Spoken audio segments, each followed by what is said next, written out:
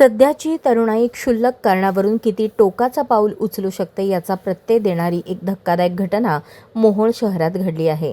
नवीन mobile घेऊन दिला नाही या कारणातून एका 21 वर्षीय महाविद्यालयीन तरुणाने गळफास घेऊन आत्महत्या केली. या घटनेमुळे परिसरात खळबळ उडाली असून हळहळ व्यक्त केली जात आहे. प्रवीण जगदीश मायाचारी वय 21 असं मृत तरुणाचं नाव आहे. प्रवीण हा BBAच्या द्वितीय वर्षात शिकत होता. मिळालेल्या माहितीनुसार 7 दिवसांपूर्वी त्याचा मोबाईल फोन चुकून फुटला होता. नवीन मोबाईल घेण्यासाठी त्याने आपल्या आईवडिलांकडे पैशांचा तगादा लावला होता. मात्र घराची आर्थिक ओढाताण लक्षात घेता आईवडिलांनी त्याला समजावलं होतं, सध्या पैसे नाहीत, जसे पैसे येतील तसा तुला नवीन मोबाईल घेऊन देऊ. मात्र त्याने मोबाईल घेऊन न दिल्याच्या कारणातून आत्महत्या केली. प्रवीणचे वडील एक छोटेसे इलेक्ट्रॉनिक्सचे दुकान चालवतात आणि त्यावरच त्यांच्या कुटुंबाचा उदरनिर्वाह चालतो.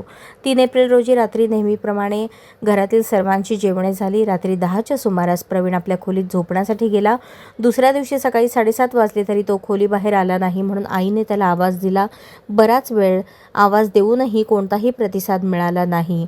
मनात शंका आल्याने वडिलांनी खोलीचा दरवाजा तोडला, तेव्हा समोरचं दृश्य पाहून त्यांच्या पायाखालची जमीनच सरकली.